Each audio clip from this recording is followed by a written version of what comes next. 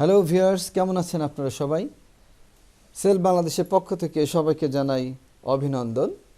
Viewers, বরাবরের মতো আজও আপনাদের জন্য থাকছে নতুন নতুন টিপস। স্পোকেন ইংলিশের টিপসগুলো আশা করি আপনাদের খুব কাজে লাগছে। দর্শক, আমরা চেষ্টা করছি আপনাদের স্পোকেন ইংলিশ সুন্দর রাখার জন্য, সুন্দর করার জন্য, যাতে আপনারা ইংলিশে দক্ষতা অর্জন করেন, যাতে আপনাদের ভাব অর্থ আপনারা ইংলিশে আলোচনা করতে পারেন। আমরা খুবই চেষ্টা করছি, কিন্তু এগুলো বেশি বেশি প্র্যাকটিস করতে হবে। প্র্যাকটিসের কোনো বিকল্প নাই। আমরা জাস্ট সেল বাংলাদেশের পক্ষে থেকে আমরা শুধু গাইড করছি আপনাকে। আজকেও আমরা নতুন টিপস দিচ্ছি, লেট অ্যালোন। দর্শক, এগুলো আপনারা জানেন, এগুলো আপনারা অনেক পড়েছেন, কিন্তু আসলে আমাদের চর্চার অভাবে অনেক সময় এর অর্থ ভুলে যাই। লেট অ্যালোন বিষয়টি হচ্ছে এরকম যে কারো কোনো কাজের ক্ষমতা সম্পর্কে ধারণা করা, বা অনেক সময় বলি না যে এ তো দূরের কথা, ভাবাই যায় না। আসলে আমার সক্ষমতা থাকা, কারো সক্ষমতা থাকা, আর সাধ্য এবং মানে যেটা বলে আমরা বলি যে সামর্থ্য থাকা, এইটা থাকা বা না থাকা, এই জিনিসগুলো আলোচনা করার ক্ষেত্রে আমরা লেট অ্যালোনটা ইউজ করি। যে উদাহরণস্বরূপ বলতে পারি, আমি সাইকেল চালাতে পারি না, গাড়ি চালানো তো দূরের কথা। ভিউয়ার্স, এখানে কন্ট্রাস্টটা কি আসতেছে? কন্ট্রাস্ট আসছে যে আমার সামর্থ্যের এখানে অভাব, অর্থাৎ আমি সাইকেলই চালাতে পারি না, গাড়ি চালানো তো দূরের কথা। এ ধরনের সোশ্যালি আমরা প্রচুর পরিমাণে ইংলিশগুলো ইউজ করি। আমরা বলার চেষ্টা করবো এভাবে, I can't drive A cycle, let alone A car. Viewers, পরের বাক্যটা আমরা দেখি, তার কাছে 50 টাকাই নেই, 1000 টাকা তো দূরের কথা। এভাবে আমরা বলতে পারি, হি ডাজন্ট হ্যাভ ইভেন টাকা 50, লেট অ্যালোন টাকা 1000। ভিউয়ার্স, কন্ট্রাস্টটা ফলো করেন। 50 টাকাই আমার কাছে নাই, সো এটা আমার সামর্থ্যের অভাব। 1000 টাকা, এটা তো আমি ভাবতেই পারি না। এই যে আমার যে একটা ঘাটতি, এই ঘাটতিটাকে কম্পেয়ার করার জন্য আমরা তখন লেট অ্যালোনটা ইউজ করি। এরপরে আমরা পরের বাক্যে যাব, আমি একটা সাইকেল কিনতে পারি না, একটি গাড়ি তো ভাবাই যায় না। ভিউয়ার্স, এখানে ভালো করে খেয়াল করেন, সামর্থ্যের এখানে তফাৎটা কিন্তু বোঝাচ্ছে যে আপনি সাইকেল কিনতে পারেন না, কি অবস্থা, আর গাড়ি এত ভাবাই যায় না।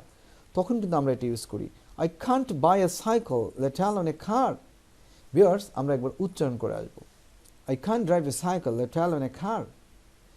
হি ডাজন্ট হ্যাভ ইভেন টাকা 50, লেট অ্যালোন টাকা 1000। I can buy A cycle, let alone এ কার।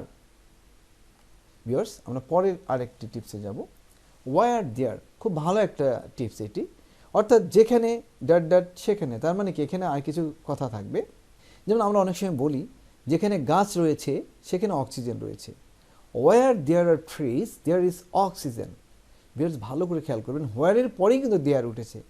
তো দেখা যাচ্ছে যে এই হোয়ার কিন্তু দেয়ার দিয়ে নির্দেশ করতেছে। হোয়ার হচ্ছে সেই জায়গা যেটা দেয়ার দিয়ে নির্দেশ করতেছে। তো যেখানে গাছ রয়েছে, ওয়ার দেয়ার আর ট্রিজ, এই সেখানে বলতে ওই হোয়ারটাকে কিন্তু নির্দেশ করছে। তাহলে আমরা বলতে পারি, where there are trees there is oxygen. Viewers, আমরা পরের বাক্যটা দেখব, যেখানে জীবন আছে সেখানে আশা রয়েছে।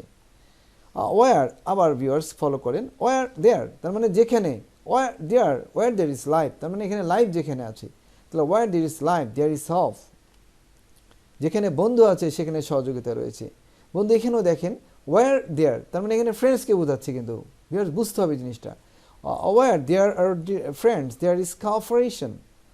ভিউয়ার্স, আমার মনে হয় বুঝতে পারছেন। আমরা একটা উচ্চারণ করে আসি আরেকবার, where there are trees there is oxygen, where there is life there is hope, where there are friends there is cooperation. Viewers, পরে আরেকটা টিপ দেখব, হ্যাড বেটার, এরপরই কিন্তু ভার্ব প্রেজেন্ট হয়। আপনারা হ্যাড মানে পাস্ট পারফেক্ট ভেবে ভুল করবেন না। হ্যাড বেটার এর পরে প্রেজেন্ট ফর্ম। কেন এটা প্রেজেন্ট ফর্ম হচ্ছে বুঝতে হবে। আমরা কাউকে যদি কোনো বিষয়ে যদি ভালো কোনো পরামর্শ দেই, বা বরং এটাই করাই ভালো, আমরা অনেক সময় বলি না, তুমি বরং আজকে থেকেই যাও, তুমি বরং এটা কেন, সে বরং এটা না করুক। এই যে আমরা যে একটা পরামর্শ দিচ্ছি, হ্যাড বেটার দিয়ে আমরা সেটা ইউজ করতে পারি। ভিউয়ার্স, আমরা অনেক সময় বলি না যে তুমি বরং আজ এখানে থেকেই যাও, তার মানে না যাওয়ার চেয়ে থেকে যাওয়াই ভালো। এই যে একটা পরামর্শ দিচ্ছি, তখন আমরা কিন্তু ইউজ করব, you had better stay here today. Viewers, আমরা আরেকটি বাক্য দেখছি, তার বরং একজন চিকিৎসককে দেখানোই ভালো।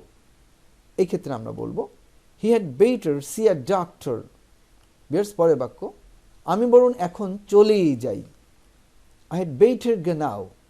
ভিউয়ার্স, ভালো করে খেয়াল করেন, যে হ্যাড বেটারের ইউজটা অত্যন্ত সুন্দর। আমরা 3টা করে 4টা করে বাক্য দিয়েছি, যাতে করে আপনারা নিজেরা নিজেদের প্রয়োজনে এই বাক্যগুলো তৈরি করতে পারেন। কারণ এখানে শত শত বাক্য দিয়ে আপনাদেরকে এভাবে বসিয়ে রাখার কোনো যুক্তি আসে না, তাহলে আপনার মেধার বিকাশ ঘটবে না।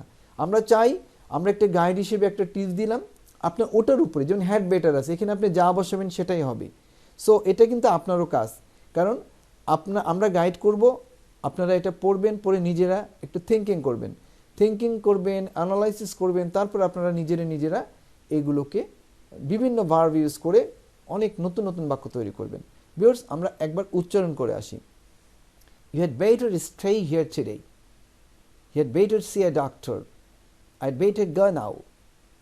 ভিউয়ার্স, আশা করি আমাদের এই টিপসগুলো অত্যন্ত হেল্পফুল হচ্ছে। সেল বাংলাদেশের আরও কিছু বিষয় সামনে আসছে, আপনারা চোখ রাখবেন, সাবস্ক্রাইব করবেন। ভিউয়ার্স, আপনাদের কাছে একটাই রিকোয়েস্ট, আপনি যেমন শিখছেন, আপনি অবশ্যই আপনার ফ্রেন্ডস অথবা যারা স্টুডেন্ট অথবা যারা এমপ্লয়ি আছেন, জব এমপ্লয়ি অথবা জব সিকার্স, ইংলিশ সবার জন্য। ইংলিশ কোনো বয়স বা কোনো ফ্রেমে বাধা থাকে না। আপনি যত প্র্যাকটিস করবেন ততই আপনার জন্য ভালো হবে। সে পর্যন্ত ভালো থাকুন, দেখা হবে নেক্সট এপিসোডে। আল্লাহ হাফিজ।